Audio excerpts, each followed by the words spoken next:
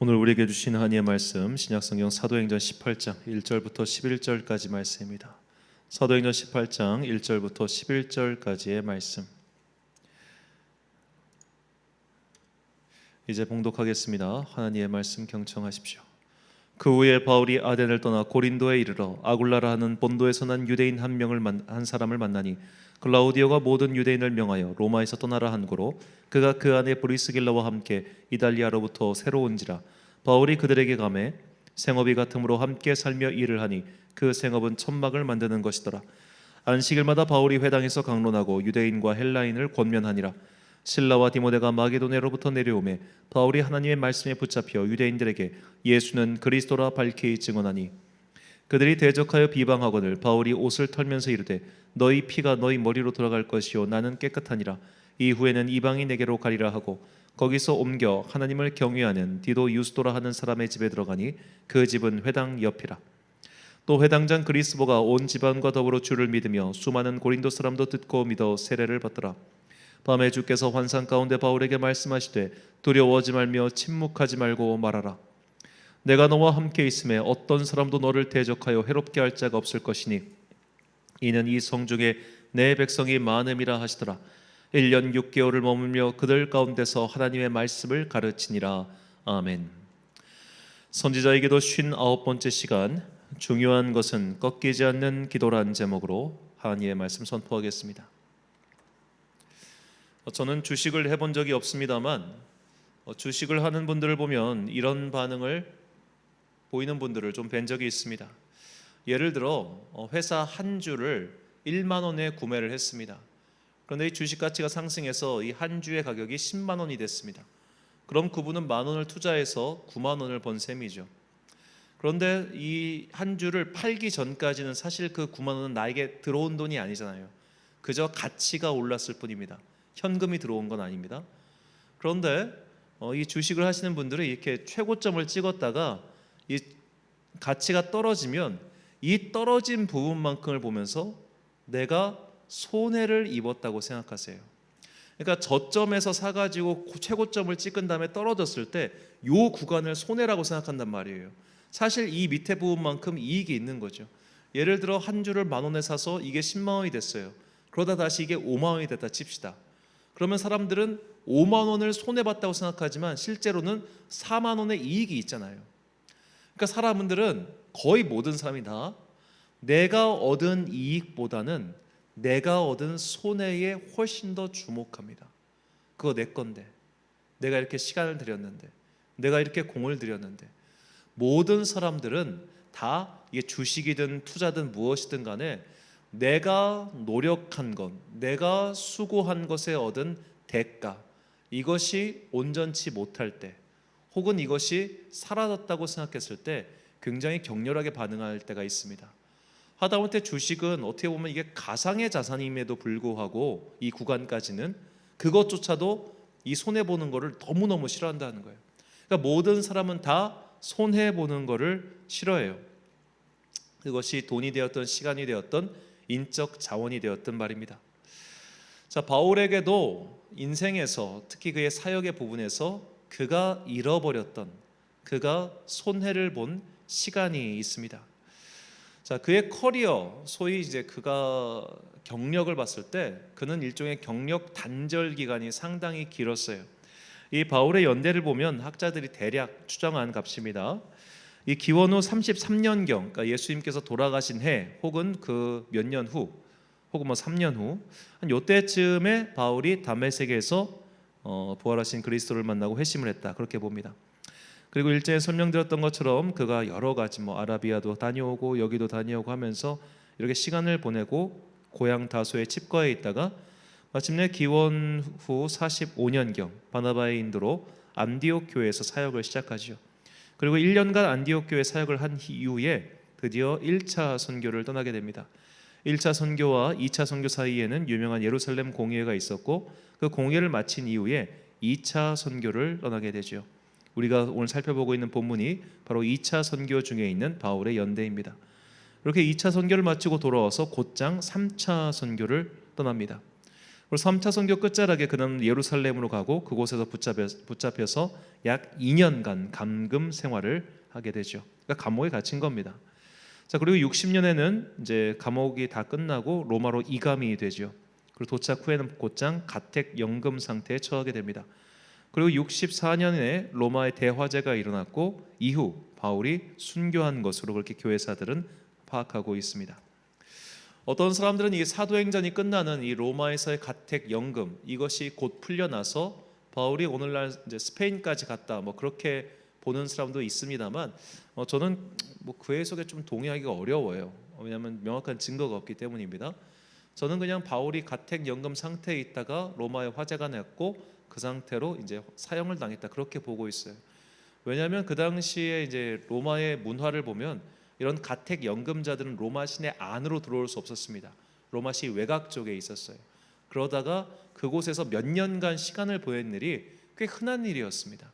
그러니까 가택 연금을 무슨 수년 동안이나 하냐 그렇게 생각할 수도 있지만 그것이 이렇게 이상한 일이 아니었기 때문에 당시 문화로 봤을 때 바울이 가택 연금 상태로 5, 6년 이상을 보냈다 그것은 그렇게 뭐 신빙성이 떨어진 이야기가 아니기 때문입니다. 자, 이런저런 걸 고려해 봤을 때 바울이 만약에 기원 후 65년경 그러니까 로마 대화제 이후에 네로 황제 치하 때 그가 순교했다고 가정하면 그가 안디옥 교회 사역을 시작하고 순교할 때까지 그의 사역의 총 기간은 고작해야 20년에 불과합니다. 20년. 그런데 20년 동안 정말 열심히 달려간 사람이죠. 그런데 그 20년이 20대부터 40대까지 열심히 일할 때 20년이 아니었어요. 40대 중반부터 60대 중반까지 그 당시 기준으로 보면은 인생 노년 혹은 인생 후반부에 그렇게 열심히 살았던 겁니다. 그렇다면 가뜩이나 시간이 빨리 간다고 하는 인생 후반부에 내 시간을 1년 혹은 그 이상을 투자한다고 하는 것은 굉장히 큰 의미를 갖고 있겠죠. 단순히 우리가 1년 동안 고생하자 혹은 2년 동안 고생하자 이 정도 수준이 아니라 고작 20년이라고 하는 이 짧은 기간, 더구나 그 20년 중에서 각종 연금 상태, 감옥에 갇힌 상태 요거 빼면은 실제로 바울이 사역한 기간은 17년 정도밖에 되지 않습니다. 그 짧은 기간 동안에서 1년 반이라는 시간은 굉장히 긴 시간인 것이죠. 그래서 우리는 바울이 고린도 교회를 생각하는 그 마음을 오늘 본문을 통해서 짐작할 수 있습니다. 본문 10절과 11절 말씀. 내가 너와 함께 있으면 어떤 사람도 너를 대적하여 해롭게 할 자가 없을 것이니 이는 이 성중에 내 백성이 많음이라 하시더라. 1년 6개월을 머물며 그들 가운데서 하나님의 말씀을 가르치니라. 아멘. 자, 바울은 1년 6개월 동안 고린도에 머물면서 고린도에 있는 사람들을 주님께로 인도하고 그들에게 말씀을 전했습니다. 아까 말씀드렸다시피 실제로 바울이 사역한 약 17년의 기간에서 1년 6개월이라면 그의 사역의 10분의 1이 고린도 교회에 투자되었다는 뜻이죠. 자, 이제 사도행전의 기록에 따르면 바울이 각 교회에서 머무른 기간 1위는 에베소 교회입니다. 바울은 여기서 무려 3년이나 머물러 있었죠. 그리고 2위가 이제 고린도 교회 1년 반이고 3위가 안디옥 교회인데 제가 왜 물음표를 단 이유는 안디옥 교회는 일단 기록상에는 1년 이상입니다. 하지만 아무리 이게 따져봐도 최소한 2년은 있지 않았을까라고 저는 추측을 하지만 일단 기록상에는 고린도 교회가 1년 반 그리고 안디옥 교회는 1년 이상 이렇게 있었다 그렇게 볼 수 있죠. 자, 이 중에 에베소 교회와 안디옥 교회 같은 경우를 잘 생각해 봅시다. 에베소 교회는 에베소 교회에만 보낸 편지는 없어요. 우리가 지금 읽고 있는 에베소서는 에베소의 교인들만 보라고 보낸 편지가 아닙니다. 에베소 교회 너희들도 보고 나머지 교회들도 돌아가면서 읽어라고 보낸 일종의 회람 서신이에요. 안디옥 교회에는 보낸 서신이 남아있지 않습니다. 분명히 보냈을 것 같은데 아마 지극히 개인적인 서신이었기에 그냥 없앴거나 혹은 정말로 그냥 사람만 보냈지 서신을 안 보냈을 수도 있겠죠. 그렇게 긴 시간 동안 보냈던 에베소 교회와 안디옥 교회는 딱히 특별한 특히 그 교회와 관련된 굉장히 개인적인 거나 내밀한 내용이 없는데 고린도 교회는 달라요. 고린도 교회에는 바울이 무려 3번 이상의 서신을, 장문의 서신을 보냈습니다. 그리고 그 장문의 서신은 다른 교회와 함께 회람해서 보라는 그런 내용이 아니었어요. 그 내부는 전부 다 너희 중에 이런 문제가 있고 저런 문제가 있고 저런 문제가 있으니까 이건 이렇게 고치고 저렇게 고치고 저렇게 고쳐야 돼. 이렇게 고린도 교회 사람들을 질타하고 혼내고 가르치고 교정하는 그런 내용이 고린도전서와 고린도후서, 그리고 그 사이에 잃어버린 소위 눈물의 편지라고 하는 또 다른 서신, 최소한 3개의 서신을 통해서 바울은 계속해서 고린도 교회 사람들을 교정하고 가르치고 혼내고 그렇게 또 했다는 거죠. 그들을 위해서 참 많은 눈물의 기도를 했고 그들을 위해서 참 많은 수고를 했습니다. 이 본문에 나온 그저 1년 6개월뿐만 아니라 나중에 바울이 3차 선교 여정 중에 또 고린도 교회를 들려요. 하도 문제가 심각해가지고.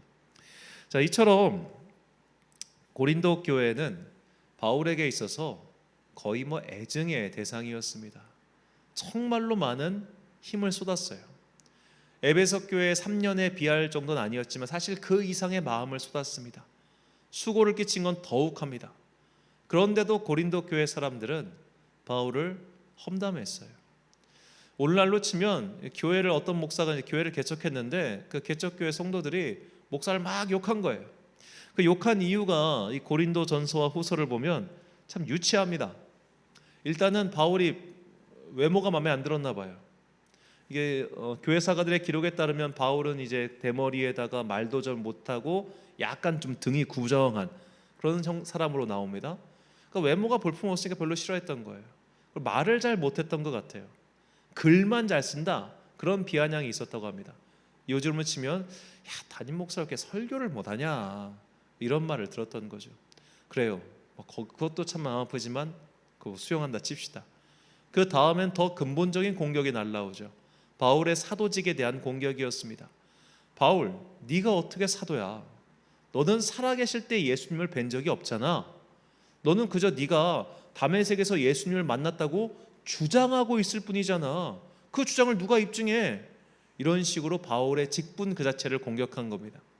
마지막 3번째로 여러 가지 더 있습니다만 바울이 하는 그 일 때문에 바울을 공격을 해요.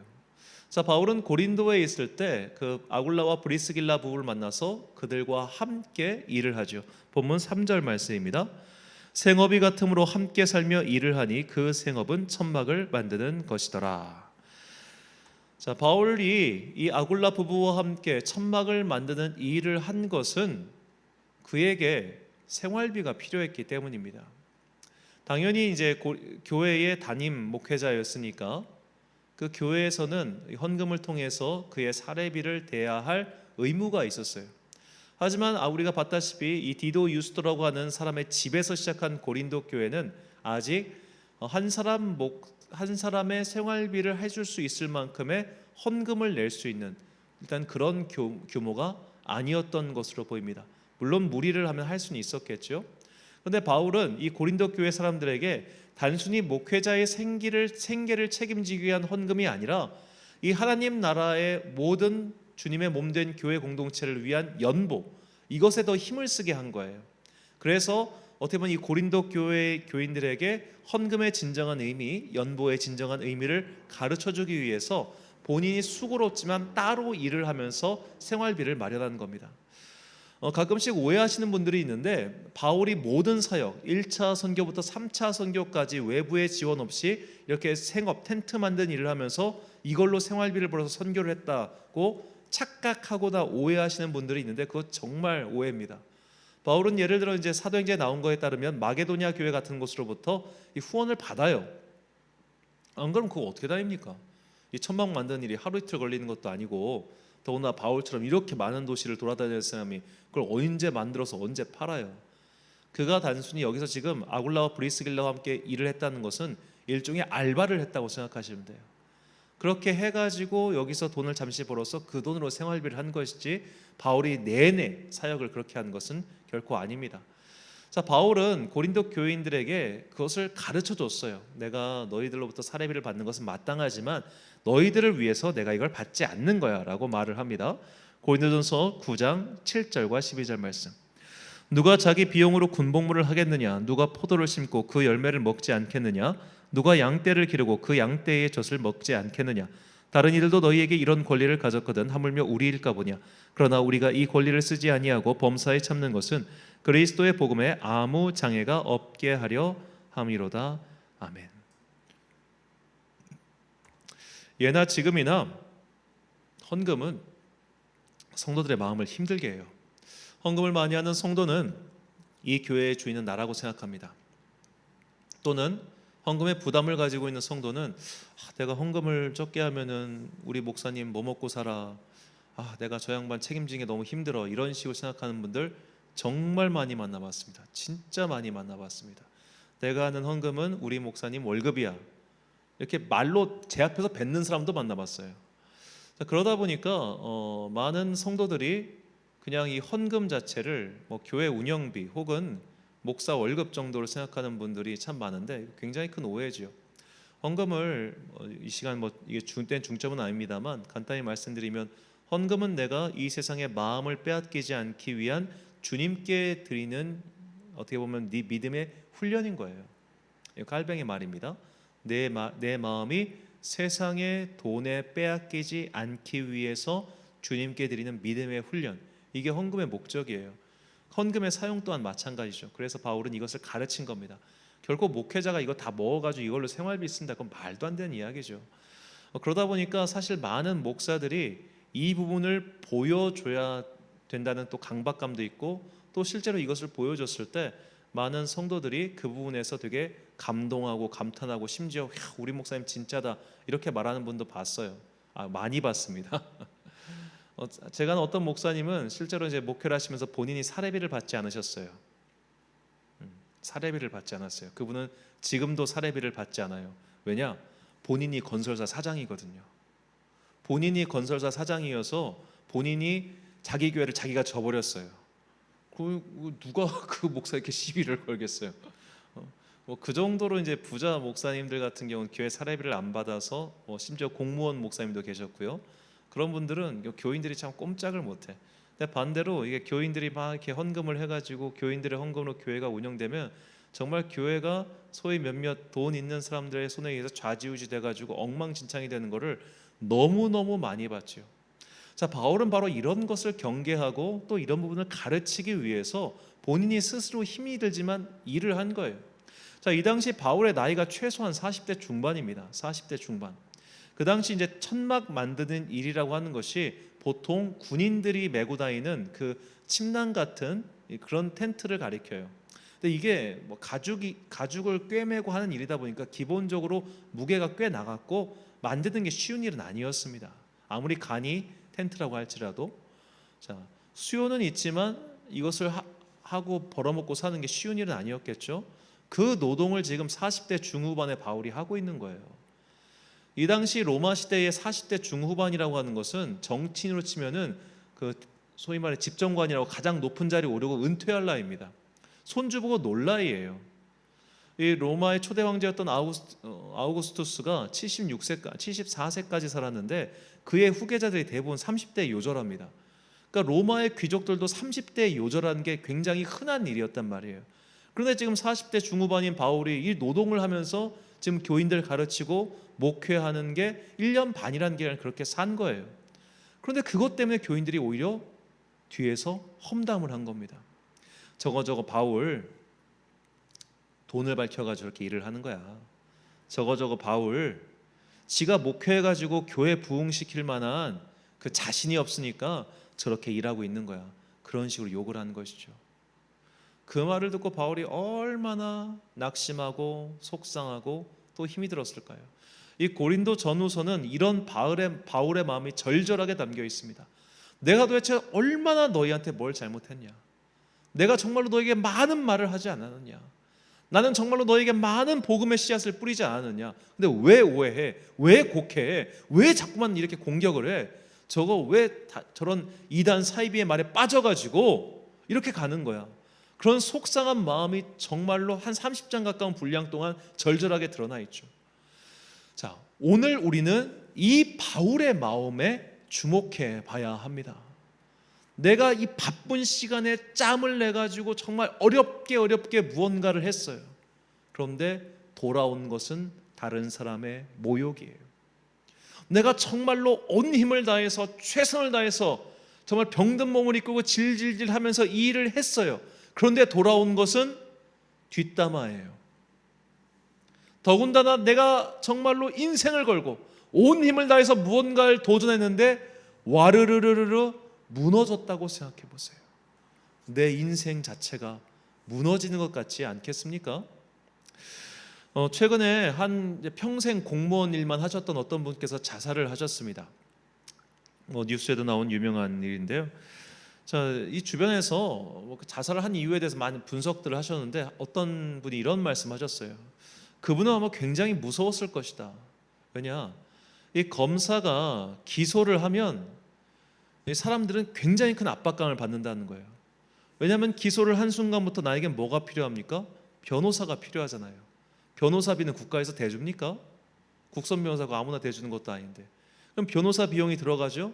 그리고 또 구속 기소가 된 상태에서 변호사를 선임하면 더 많은 돈이 들어간다고 합니다.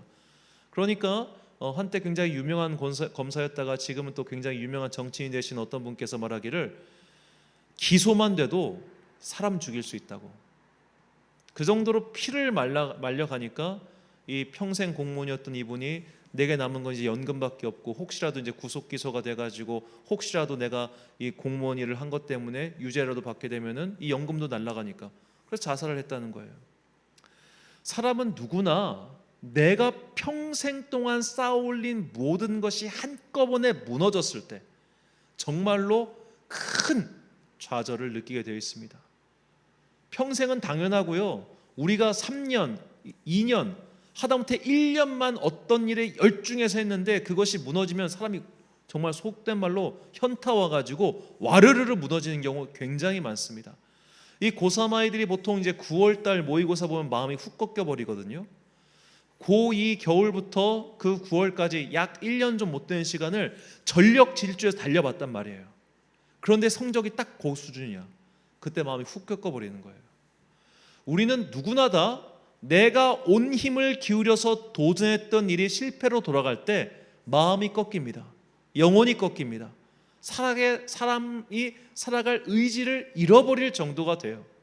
중요한 것은 그렇게 마음이 꺾이고 힘겨워지고 괴로운 순간, 내가 정말로 온 힘을 기울여 너를 사랑했지만 돌아온 것이 배신일 때, 내가 온 힘을 기울여서 너를 양육하고자 노력했지만 돌아온 것은 나에 대한 모욕과 조롱일 때, 그때 어떻게 하겠냐 이 말이에요. 그때 인생에 실패 없이 순탄하게 가면 좋겠지만 순탄하지 못한 일이 발생했을 때 우린 도대체 어떻게 해야 됩니까?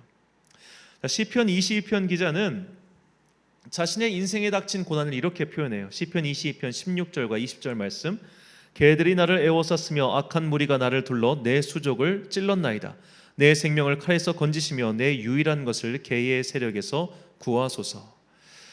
자, 시편 20편 기자는 적들을 가리켜 개라고 비유합니다. 이 개들, 아마도 들개무리겠죠. 들개무리의 특성이 뭡니까? 들개무리는 결코 자기보다 크고 강한 것을 건드리지 않아요. 자기보다 약한 것을 집단으로 공격해서 없애버립니다. 강한 존재를 충분히 이길 수 있는 숫자가 됨에도 불구하고 그 강한 존재가 아주 약해질 때를 기다렸다가 물어뜯는 게 들깨라는 거예요.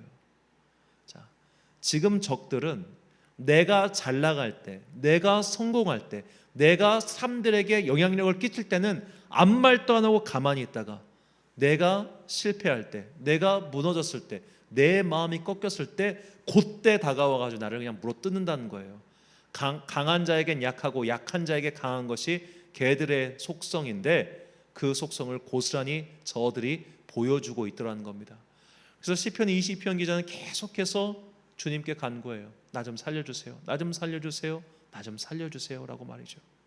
그렇게 주님께 간구했을 때 그의 현재 상황은 변하지 않았지만 그가 하나님의 마음을 깨달았을 때 그는 이렇게 고백합니다. 시편 22편 26절 말씀입니다. 겸손한 자는 먹고 배부를 것이며 여호와를 찾는 자는 그를 찬송할 것이라. 너희 마음은 영원히 살지어다. 아멘. 여기 26절에서 겸손하다라고 번역한 거 히브리어 아나인데 이는 가난하다는 뜻도 있습니다. 즉 가난한 자는 먹고 배부를 것이며 여호와를 찾는 자는 그를 찬송할 것이라. 너희 마음은 영원히 살지어다. 이 마음이 무엇입니까? 하나님을 바라보는 사람, 그의 마음은 이렇게 개들이 나를 물어뜯고 세상에 모욕이 다가오고 세상 사람이 나를 다 조롱해도 죽지 않는다는 거예요. 왜? 하나님이 너를 살려주실 것이기 때문에. 이 지역사회 목사님들과 교제를 하면서 그분들의 이야기를 듣다 보면 야, 정말로 저렇게 억울한 일 겪고 어떻게 살았나 싶은 분들 꽤 있습니다. 이게 참 신기한 게 개척해서 20명, 30명쯤 됐을 때 꼭 교회 안에 문제가 생기더라는 거예요. 전세 사기를 당하기도 하고요. 그 20명 중에 파벌이 갈려가지고 이 파벌이 훅 나가버리기도 하고요. 돈 문제 갖고 괜히 사람 막 마음 힘들게 하고 심지어는 뒤에서 막 사람들 조종해가지고 쫓아내기도 하고요. 내가 개척한 교회에서 내가 쫓겨나는 그런 해괴한 일을 당하는 분들도 여럿 있었습니다. 그런 억울한 일을 당했던 목사님들 보면은 말씀 들어보면 진짜 너무너무 좌절하고 막 괴로워가지고 막 절벽에서 뛰어내려오시면 자살 충동도 느끼고 어떤 분은 막 머리가 빠지는데 이 머리에서 막 피가 진물이 떨어져 나오더라는 거예요. 스트레스를 하도 많이 받아가지고. 그 정도로 괴로운 일을 당할 때가 우리가 있겠죠. 있었을 것이고 안타깝지만 더 있을 수도 있습니다. 그런 일이 다가왔을 때 우리가 정말로 하나님께 더욱더 꺾이지 않는 마음을 가지고 기도해야 된다는 거예요. 꺾이지 않는 마음을 가지고 주님께 붙들면 뭐를 살린다? 너희의 마음은 영원히 살 것이다. 왜? 주님께서 가난한 자를 먹이시고 배부르게 하시고 그의 입에서 찬송이 나오게끔 그의 마음 속에 평안과 기쁨과 소망을 주실 것이기 때문이죠. 지금 나의 상황이 변했기 때문에 너희 마음은 영원히 이렇게 살 거야, 이렇게 이야기하는 게 아니에요. 너희의 상황은 변하지 않았지만 하나님을 바라보는 그 너의 영혼을 주님께서 영원히 살게 하실 터이니 나의 사랑하는 사람들아 포기하지 말고 꺾이지 말고 끝까지 기도하라 라고 시편 기자는 나의 인생을 개들이 물어뜯는 그 와중에도 포기하지 않고 기도하는 것입니다. 이것이 오늘 주님께서 우리에게 주시는 메시지입니다. 꺾이지 않는 마음을 가지고 끝까지 기도하는 것 말이죠. 이것을 경험했던 시편 42편 기자는 우리에게 다음과 같이 선포합니다. 시편 42편 11절 말씀 한 목소리로 읽겠습니다. 내 영혼아 내가 어찌하여 낙심하며 어찌하여 내 속에서 불안해하는가. 너는 하나님께 소망을 두라. 나는 그가 나타나 도우심으로 말미암아 내 하나님을 여전히 찬송하리로다. 아멘. 사랑하는 천안 광성교회 성도 여러분, 그리고 이 기도에 함께 참여하고 계신 귀한 주님의 자녀 여러분, 중요한 것은 꺾이지 않는 마음이며 꺾이지 않는 믿음이며 꺾이지 않는 기도라는 것을 잊지 마십시오. 우리 인생에는 분명히 내가 온 힘을 기울이고도 실패할 때가 올 것입니다. 정말 평생의 역작을 만들고자 온 힘을 다해 뛰었지만 무위로 돌아갈 때도 있을 겁니다. 그때 우리의 마음은 심각하게 꺾입니다. 내 인생에 짙은 회의가 찾아옵니다. 하지만 그때 꺾이지 않는 마음으로 주님께 기도하는 사람, 그 사람의 마음은 영원히 살게 될 것입니다. 오늘 우리 이 믿음, 이 간구 담아서 이 찬양 이제 역전되리라 부르신 후에 함께 기도하겠습니다.